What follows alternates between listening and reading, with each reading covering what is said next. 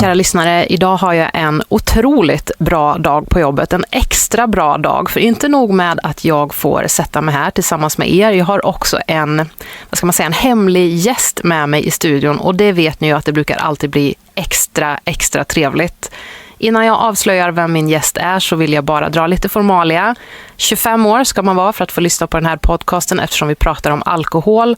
Och alla produkter som nämns i det här avsnittet sker i samarbete med tryffelsvinet just och den här vinmakaren som jag har med mig idag.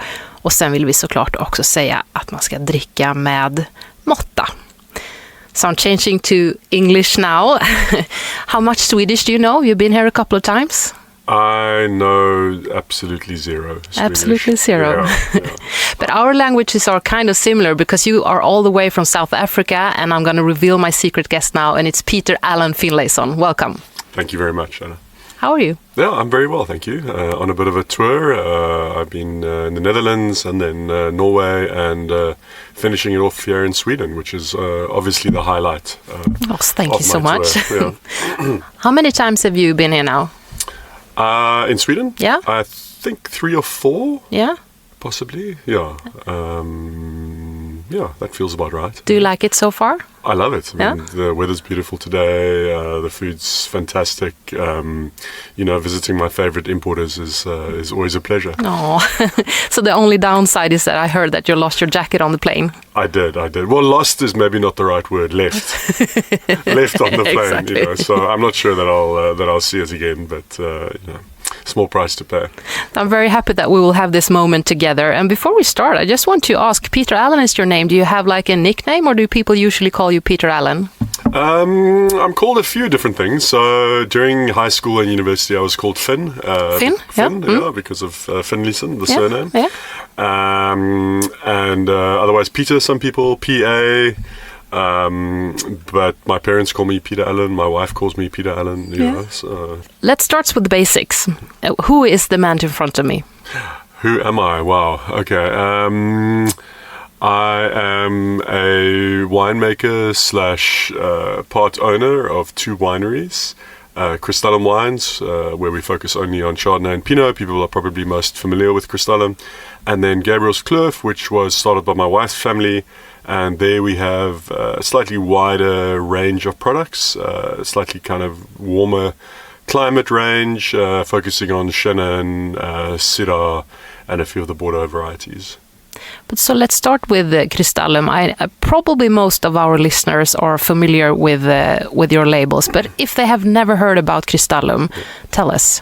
Well, Crystallum, I started Crystallum in 2007 with my brother. I had a pretty unsuccessful 6 years at university where I didn't finish a winemaking degree, but did finish with a degree in economics and philosophy. And I honestly didn't know what I wanted to do kind of after university. And my father said to me, well, he'll help me to start making a bit of wine. So I started doing that. And then, fortunately, within a few years of starting it, realized that it was something that I actually really wanted to do, So it's grown to a let's say still small to medium-sized winery. We only do Chardonnay and Pinot, and we're focusing on the Hemelin-Aarde area, but we use a few vineyards which are more inland, high altitude. Winemaking approach is one of minimal intervention. So we don't use any commercial yeasts. We use a small amount of sulfur before bottling, but that's kind of the philosophy in a nutshell. Will you ever do any other grape varieties there? No, not under Crystallum. So we actually started with Sauvignon Blanc. The first vintage was 2007. I tried to make Chardonnay and Pinot in 2007 as well, but my lack of winemaking degree and training came to the fore, unfortunately, and the Chardonnay, I multiplied my sulfur addition by an extra 0, and the Pinot tasted like burnt rubber, so both of those had to go down the drain, and we could only bottle the Sauvignon Blanc, but we stopped making Sauvignon, I think, in 2010. I swore that I would never make Sauvignon Blanc again. Now I make it again under the Gabriëlskloof label, but we only do Chardonnay and Pinot under the Crystallum label. But how many years did it take into, the Crystallum venture before you felt like, okay, this is really something? It was probably only like 2012, 2013, around then, when I started feeling like it could become a success. You know, we had, it was quite a difficult, like any startup, any new business is a difficult thing. And it was also difficult economic times. You know, it was post the financial crisis. I think we first hit the market towards the end of 2008. So not a great time to be, launching a new wine company. And it was also before, I think, South Africa started becoming popular for more high-end wines. You know, South Africa has always been very popular, but very much in the bulk side of things, in the bag-in-box. And it's only, I think, since kind of 2010 to 2015 that people started taking South Africa seriously for the slightly higher-end products, you know. So it wasn't an easy time. And I think around that time that it felt like we were getting traction. And a couple of years later, I think it was in 2014, you felt like I don't have enough things to do. So you started making wine at Gabriëlskloof too, right? Will you tell us more about that? I'm not quite sure. I think it was more my wife telling me that it was something that I should do, you know, and I listen to her when she speaks. But I needed a space to make my own wines, my own Crystallum. I'd been working with Peter-Allan in his cellar for 4 years, but he was growing to a level where there wasn't space for me anymore.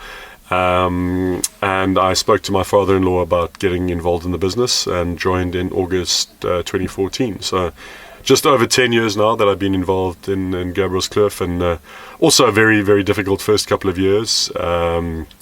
But really, really happy with where the business is now, and particularly where the wines are now, yeah. And on Gabriëlskloof, you are doing other wines, like Syrah, for instance, right? Yeah, so there we have a wider range of varieties that we're working with. Syrah and Chenin, I would say, are our main varieties, our focus, but we also make Sauvignon Blanc, Semillon, Cabernet Franc, and we do a delicious Bordeaux-style blend called The Blend. I mean, I usually, when I'm doing our newsletter, I'm usually comparing that like the Beatles, the Who, and The Blend. Nice, I like that a lot. I don't think that was the original intention with the name, but very happy to go with that. Well, that says something. Do you have a favorite variety to grow? I'm going to give a very diplomatic answer and say no. I like them for different reasons. No, but everything has its own challenges, you know, and it's almost like the varieties that are more difficult to grow can be more rewarding, but also something like Syrah, which is fairly easy to grow, fairly disease resistant. The challenge there is to make something interesting, because it's very easy to make it average, you know, and have something that's drinkable and juicy, but to have something that has a level of nuance and spice and interest becomes very difficult, you know. So each variety has its own challenges, from growing, from winemaking, to the aging process, and I find it all fascinating. You know, there's always a different challenge around the corner. So, I mean, not only have you been named the winemaker of the year, both Crystallum and Gabriëlskloof have been named two of South Africa's 25 best wineries fairly recently now by Tim Atkins, and also for several consecutive years with his South Africa special report. But you also have a huge fan base among, sommeliers, wine lovers, and you are one of the names that people get most impressed with when we are mentioning all our producers. But on the other hand, when one meets you in person, you came across as super humble and someone that you would like to chug a beer or two with. So how do you feel about all the attention directed towards your wines and yourself? Look, I suppose it's great, but I also need to be realistic about it and kind of. I don't know, difficult to answer. I love what I do, and I'm very passionate about what I do, and I'm very grateful that people like the wines. But it's really just about focusing on the process of what we do, you know. And I love doing it. I feel very privileged to do it. But I'm also the kind of guy who just wants to chug a beer with somebody at the bar, you know, and have a chat. Like that's. I'm not doing this to to kind of achieve some kind of fame or anything like that. Like, I really just love the day-to-day business of wine in every facet. The making, the growing, the selling, the branding, all of it. It's a fantastic life to have. And what's your favorite time of the year? All of these favorites questions. Yeah. Sorry. No, I'd say harvest is probably still my favorite time of the year, wine-wise, because that's really where I can focus on making wine, and I take time away from the office and away from my computer and get into the vineyards. I try and do all of my sampling myself and make all the picking decisions myself. My life is increasingly busy with other things and the financial side of the business and that kind of thing. So harvest is still the time of the year where I can get into the cellar and be very close to the vineyards and keep an eye on everything and doing what I really love to do. Mm. But what would you say is the big secret to all of this success that you've had? Well, I think it's just being passionate about it. Being interested enough in it, wanting to try and improve every year. I've always thought that looking at other producers whose wines I like, whose way of working I like, and kind of making an effort to speak to them, to read up about it, to find out why certain wines are the way they are, try and investigate, get to the bottom of what makes some wines a lot better than others and what makes wines interesting, and just I think, as I said, absolutely love doing it and kind of really want to do it well and want to excel at it. But how much do the wine critic scores mean to you? Because obviously you received some great scores for both the landscape series, for instance. What does that mean? Yeah, it's important, and I think somebody like Tim Atkin has been really important for the South African wine industry. He's the first major wine critic that's given a South African wine 100 points, and he received a lot of criticism for doing that. People didn't think that South African wine deserved that, but I think since he's done that was probably 5 or 6 years ago. Now he'll maybe have one or two a year, or wines that get 100 points, and nobody asks any questions about whether those wines deserve to get those scores anymore. Because I think for far too often, South African wine was maybe looked down upon and wasn't given the scores that many other areas got. So I think it's great that we're getting those kinds of scores, and I think it's important for the industry that people see our wines as rivaling the best in the world. Yeah, I totally agree. But the last time you were here, you talked about your family and being the third generation winemaker, with your father, Peter Finlayson, being one of the most important figures in South African winemaking of his generation. And if you want to see this interview, you can have a look at our YouTube page, as they say. But now you have started to collaborate. Yeah, so we have a wine that we've done together. It's called Peter Finlayson. Not the most original name that we've come up with, but I feel like there wasn't anything else that we could have called the project. It's one Pinot. It's 100% whole bunch. And it's kind of like a combination or convergence of styles. My father's always liked Pinot that's slightly more full-bodied, a little more extracted than what I like, and it's kind of like a in between, the more kind of pure style of Crystallum and the style that he likes. And just a wonderful thing, the privilege to be able to kind of work with him on a project. He's retired from Bouchard Finlayson completely, and kind of see where it goes. New label, new name. It's something that the family's always done very, very well. I probably joked in the previous podcast about how we're very good at starting up wineries and brands and businesses, but not very good at holding on to them. So now we have another example of a brand that we've started, and time will tell whether we can hold on to it or not. Yeah, was it good fun to work with your father? Yeah, it poses certain challenges, like any parent-sibling collaboration business, but. It's an absolute privilege just to be able to do that with him, and we both love coming up with new labels and wines, and there were moments when there would be some disagreement about what direction to take, But I feel like we've come out on the other side and produced something quite special. So how did you make the decision then? Did you flip a coin, or did he draw the age card, or? Well, he could draw the age card, but I was ultimately the one doing the work. So no, what we did was we decided on an approach in terms of the winemaking, and then when it came time to select the barrels, then we would sit together and select our favorite barrels, and then draw up potential blends, taste again, and then taste again a few times, and come up with the final blend. So yeah, just a matter of a process.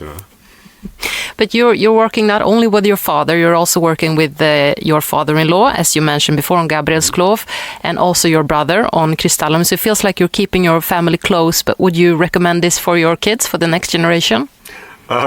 Look, I love it. I think it does pose certain challenges, but there's something, I think, that it gives an extra richness to what you do in business and in life when you're working with your family. And I mean, if my kids wanted to get involved in the family businesses, if we still have them, when they're at that age to get involved, then I would definitely support them. But I also feel like they must walk their own path and kind of do what they want to do. It's not, I'm never going to pressure them to get into wine if it's not something that they naturally want to do. And how old are they now? 4 and 6. 4 and 6. Yeah. I might edit this out, but I think of you very often because when you were here the last time, you told me that you wanted your kids to be faster, so you made them compete against each other, and it was super successful for like 2 days, and after that it like went to hell and they started competing about everything. So every time I have the urge of doing the same, because my kids are like snails in the morning, they are so slow, and no, let's not do the same mistake that Peter-Allan made. I'd love to tell you it's gotten better, but it absolutely has. It's everything's a competition, so it's like it does get them to do things a lot faster, but there's a price to pay. Yeah, for sure. But I mean, we have had the fortune to welcome you every year, but this year you have a new Crystallum wine with you as well. Can you tell us a bit more about that? Yeah, so we have the Latigo. We used to make a wine called the Bonafide Pinot, but unfortunately we no longer, for various reasons, no longer work with that vineyard, and now we've replaced it with the Latigo. So this is from a vineyard that we own.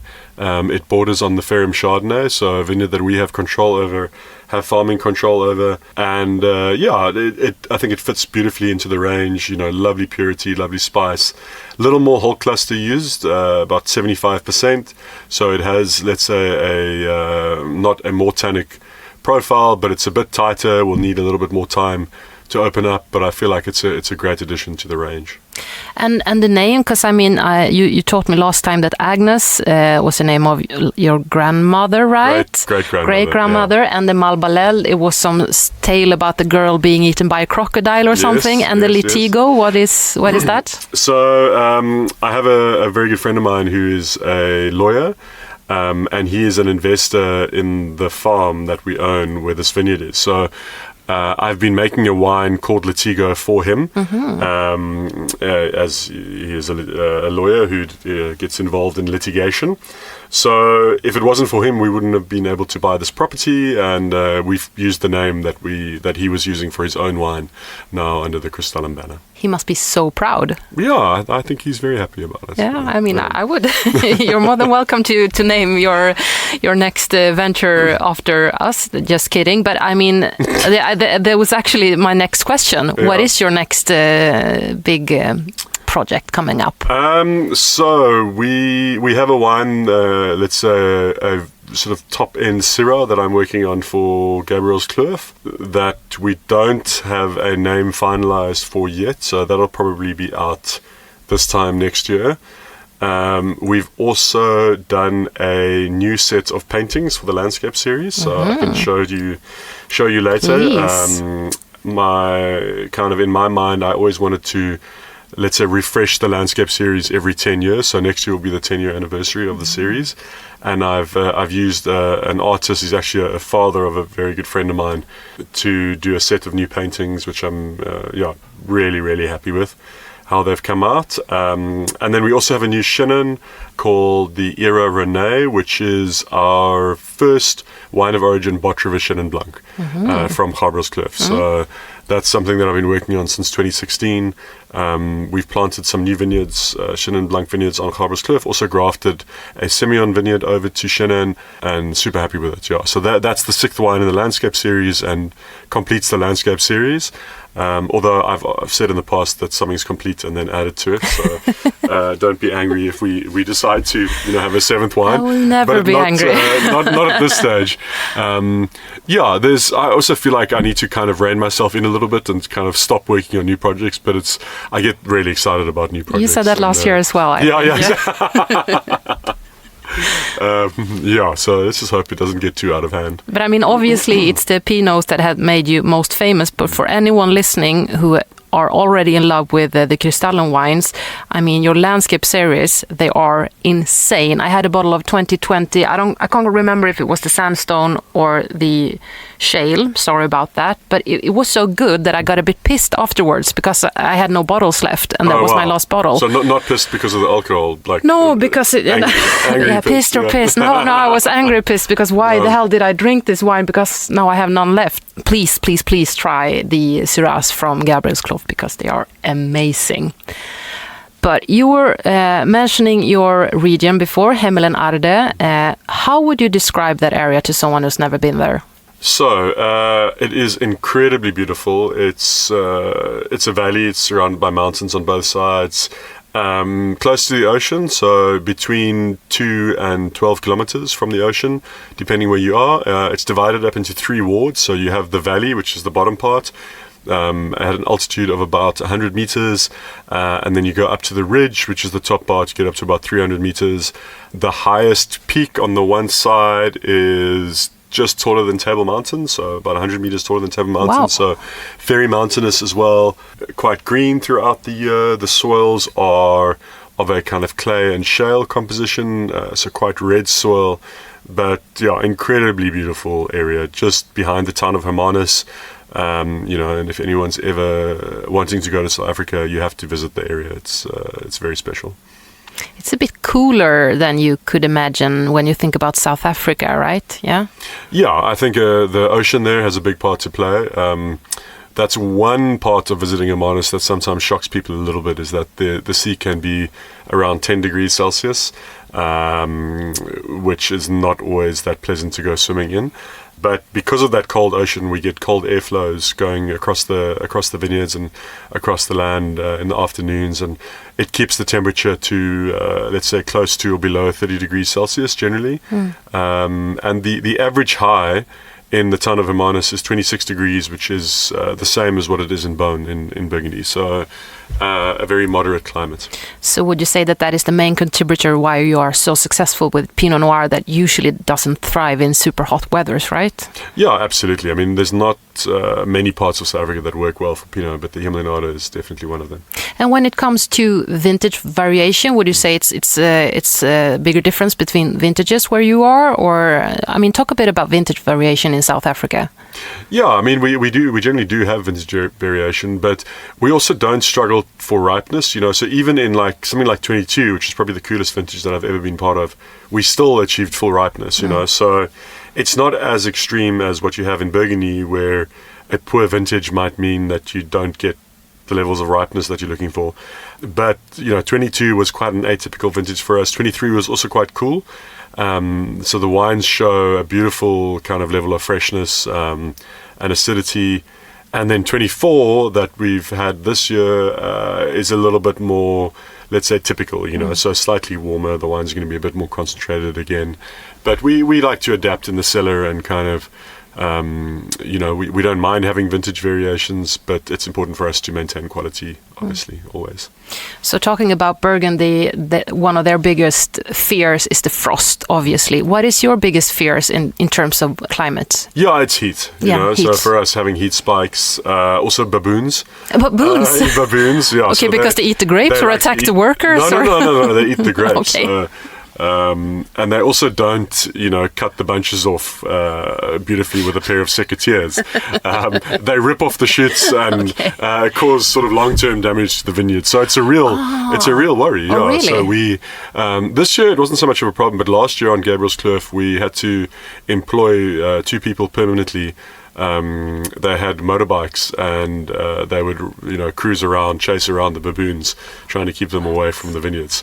Oh my! So some very particular challenges. That we have. So they are your equivalent to the wild boars, I'm guessing, in these parts of. I think so. So we can also have quite wet summers as well. Where we are, it can also be a bit of a problem. But I'd say the heat and the baboons probably the major issues. I would have expected like mildew or something, but okay, baboons. But looking back since you started, I mean, it's close to 20 years now. I mean, talking about vintage variation, which vintages stands out as particularly easy and hard to make your wines? So 2014 and 22 probably the most challenging, just the coolest, wettest vintages. But I'm really happy with the way the wines turned out. But the wines were, I think in both of those vintages, quite open early, so not vintages maybe to keep for the longest time. And the easiest vintages would have been, I think, 2015, 2019 and 2021. Those were all very, very textbook, incredibly healthy fruit, and vintages that are proving to be very age-worthy. And what is your vision for the future now for, yourself, for Gabriëlskloof, Crystallum? Where are you in 20 years? Hopefully with not another 50 wines, 50 different wines that we've created and labels that we've created. So, I don't know. I think just trying to refine what we do, trying to increase the quality every year, the way that we work, become more sustainable. We on Gabriëlskloof now, we have 95% of our energy from solar. We're using animals in the vineyards, just seeing how far we can push it in terms of, natural winemaking within limits. I mean, we'll never make natural wines, but, focus on, let's say, representing the terroir, representing the sites that we work with as much as possible. We're still a fairly young wine-growing region, the Himlanada. I mean, South Africa's been making wines since the 1700s, but in terms of the current, let's say, state of the industry and the quality of the wines, it's quite a recent thing, So it's just a matter of refining what we do and getting better. But I get super intrigued when you say animals. Is it farm animals that you keep? Yeah, so we've been using our neighbours' dairy cattle. Yeah. So that over winter, the young cattle, so 1-year-old cattle, come over. We bring them over to our farm and they munch on the cover crops during winter, and then we have natural fertilization, obviously. Yeah, obviously. That happens. And we're looking at getting some of our own cattle, seeing how far we can push that. This question is from actually a wine club member that it has nothing to do about wine, but I thought it was funny. And that is, what kind of person would you be during the zombie apocalypse? Well, I mean, I need to find out, am I a zombie? No, you're alive. You're trying to keep alive. Yeah. I feel like I would be pretty successful. Yeah. I would definitely find a boat. And I think I love to be on the sea, so I would live on the sea. I don't think zombies would be very good on water. No, I don't. I feel like that's maybe a side of the zombie apocalypse that hasn't really been explored very well in movies. So I would get a boat. I would go and maybe park on an island somewhere where there's good surfing and good diving, and that's how I would handle it. So finally, if someone who listens wants to visit you, is that even possible? Yeah, absolutely. So they just need to send me a mail or contact through you guys. Yeah. Contact me through you guys, and if I'm there, I'll happily meet with people, show them some Crystallum wines if I have available, and we have a tasting room for Gabriëlskloof and also a wonderful restaurant. So we're always very, very happy with people coming to visit. Yeah. Amazing. I know I want to go back. So thank you so much for this. Thank you all for listening. And I mean, if you have any question for the podcast before Tryffelsvinet regarding wine, please send them to fråga@tryffelsvinet.se. Check us out on our Instagram, where we will put pictures of Peter-Allan, obviously, his wines, and his Instagram handle, if you're not already following Gabriëlskloof and Crystallum, which you most definitely should do. But thank you so much for taking the time to be here with me. Cool. It's a big pleasure. Anytime.